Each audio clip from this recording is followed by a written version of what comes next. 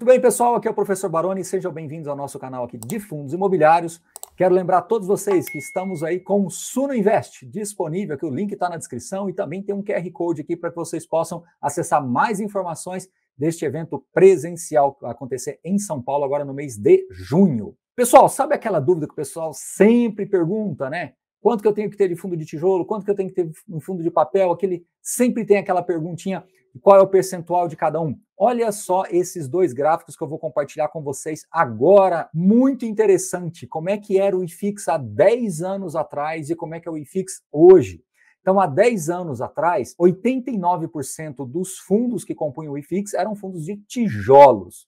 Apenas 9%, ou seja, menos de 10%, 9% dos fundos eram fundos de papéis e apenas 2% eram FOFs. Como é que está o IFIX hoje, em 2023? Nós temos 47% em fundos de tijolos, 46% em fundo de papel e 7% em FOF. Lembrando que a gente, até para ficar um estudo mais fácil, nós direcionamos aqueles hedge funds, que são normalmente ativos mais líquidos, para papéis, né? Assim, que fica mais correlacionado, e os fundos de desenvolvimento, que normalmente trabalham com vendas de imóveis, tudo para fundos de tijolos, onde a gente entende que tem uma certa equivalência. Embora o resultado não seria muito diferente disso aqui que vocês estão vendo, não, se nós separássemos, tá? Por que eu estou falando isso? Porque, no final, o que acontece hoje é que nós temos praticamente metade em fundos de papéis e metade em fundos de tijolos, né? Os FOFs, muitos deles também têm tijolos e papéis. Então, se nós dividirmos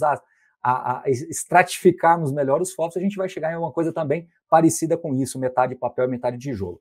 Bom, Baroni, então você está querendo me dizer que a melhor carteira seria essa, metade papel, metade tijolo? Não necessariamente.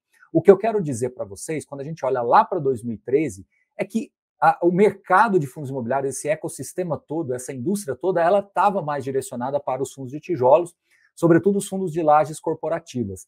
O que aconteceu nesses últimos 10 anos foram vários movimentos de você ter mais tipos de fundos, você ter outros setores, você ter novos gestores, você ter mais opções de investimentos. E isso fez com que realmente o mercado ficasse mais dividido. Então, o que é que você precisa olhar para esse gráfico e olhar para a sua carteira? É para saber se a sua carteira tem uma certa correlação com o que está o mercado hoje, né? Então, o mercado hoje ele é mais dividido entre papel e tijolo. Isso quer dizer que você tem que ficar mais dividido também? Olha, é uma boa diretriz, Agora, se você é uma pessoa que já investe há mais anos, talvez você vai ter um pouco mais de exposição em tijolos, justamente pelo fato de você já investir há mais tempo e ter algumas opções que já estão consolidadas há mais tempo na sua carteira. Outro ponto que é muito importante de trazer para vocês aqui como uma reflexão é o seguinte: qual é a carteira sua fora do ambiente de fundos imobiliários, né? Porque se você já tiver uma carteira muito exposta, por exemplo, a ações, a outros tipos de investimentos, mesmo que você tenha mais fundos de papéis, não vejo tanto problema assim. Agora, se você tem muita renda fixa, muito ativo de renda fixa, aí de repente você vai ter que balancear um pouquinho mais para os fundos de tijolos para ter uma outra exposição em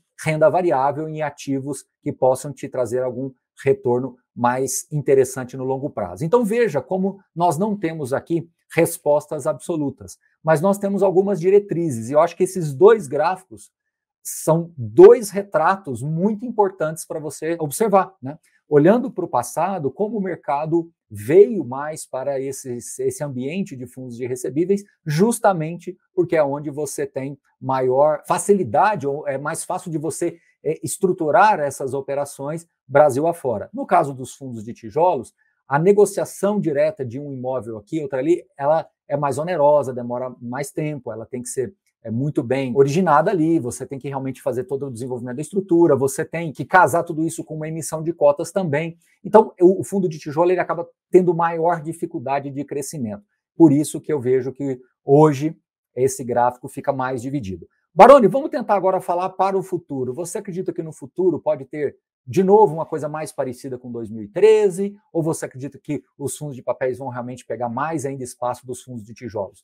Eu acredito que não. Eu acho que o desenho de 2023 aqui é o que possivelmente deve acontecer de agora em diante. A gente vai ter a hora que talvez o tijolo vai estar um pouquinho mais, hora um pouquinho mais o papel, mas eu acho que pelo que eu vejo do mercado de fundos imobiliários hoje, me parece que seja uma tendência natural você ter uma coisa mais dividida mesmo, até porque tem horas que é mais favorável você crescer o fundo de tijolo, tem hora que fica mais favorável você crescer o fundo de papel, então isso vai deixando o mercado mais dividido naturalmente. A sua carteira, ela pode ter mais uma coisa do que outra?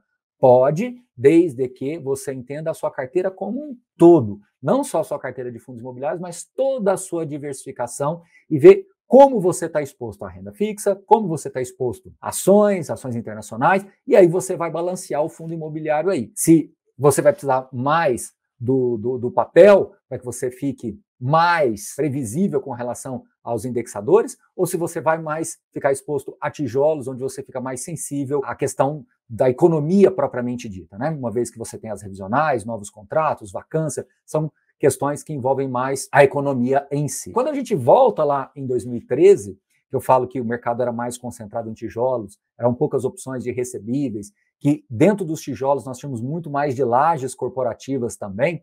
Então veja como o mercado se adaptou. Então eu acredito que de 2013 para 2023 foi mais do que uma evolução, mas foi também uma adaptação à realidade dos investidores. Então hoje nós temos uma capacidade muito maior de entender que o nosso mercado funciona mais parecido com esse gráfico de 2023 do que de 2013. Mas veja, isso pode mudar, isso pode ter alguma diferença assim pelos próximos 10 anos? Pode ser que sim, mas em linhas gerais, eu acredito que os fundos imobiliários, o desenho de 2023, ele se parece mais com o futuro, tá? E vou além, se você considerar que amanhã os hedge funds podem crescer mais, os fundos mais alternativos possam crescer mais, de repente a gente pode ter até uma outra composição aqui dessa pizza aqui, né? Mas no geral, eu acho que com mensagem que eu quero passar para vocês nesse vídeo, é que ter uma relação parecida entre tijolo e papel, tudo bem, tá? Lembrando, é muito importante colocar isso aqui no vídeo para vocês. Lembrando que se você tem uma carteira mais direcionada a fundos de papéis, você talvez vai ter um rendimento por cota mais elevado, mas você também vai ter que sempre estar tendo um espaço para reinvestimentos, até porque os fundos de papéis, eles distribuem ali para você os juros na correção monetária dos indexadores. Já nos fundos de tijolos, essa inflação ela vai ficando mais embutida dentro do próprio imóvel, então você vai precisar de uma gestão ativa, você vai precisar de uma compra e venda de um imóvel para que efetivamente você enxergue isso melhor. Então o rendimento por cota do fundo de tijolo é aparentemente menor, porém, essa inflação fica melhor defendida no patrimonial. Por isso que é importante você entender também a dinâmica dos dois fundos e que, no final das contas, eles se assemelham em alguns aspectos no longo prazo, tá certo? Baroni, e se minha carteira tiver um pouquinho mais de tijolo do que papel? Isso quer dizer o quê? Que você está mais aderente à economia, acreditando mais que a economia vai andar e que você vai ter possibilidade de renovação de contratos, de revisionais positivas, ou seja, você está olhando para essa economia pensando em algo mais pujante. Se você tem mais papel, você está querendo ficar mais indexado, seja inflação, seja juros, dentro daquilo ali. Aquilo é o que é, né? Está exposto àqueles indexadores e é o que é. Se você está para fundo de tijolo, você pode ter potencialmente um resultado mais elevado, caso as premissas econômicas, macroeconômicas e dos ativos aconteçam. Então, até para você também tirar um pouco desse peso de decisão, ora você pode estar mais pesado um pouquinho em tijolo, ora mais um pouquinho em papel, ora você vai estar mais dividido. Não existe uma regra muito absoluta. Mas, para finalizar o vídeo, como diretriz, olhe sempre o IFIX. O IFIX ele vai nos dar uma diretriz, vai nos dar um norte ali, né, uma bússola de como é que o mercado está se compondo. E essa composição de mercado ela é importante porque ela reflete, sim, na composição da sua carteira de alguma forma, tá certo? Então, muito importante esse detalhe final aqui do vídeo, tá certo? Mais uma vez, quero lembrar a todos vocês, Suno Invest, um evento presencial que acontece em São Paulo, link está na descrição e o QR Code está na tela também, tá certo? Um grande abraço a todos vocês e até o próximo vídeo. Valeu!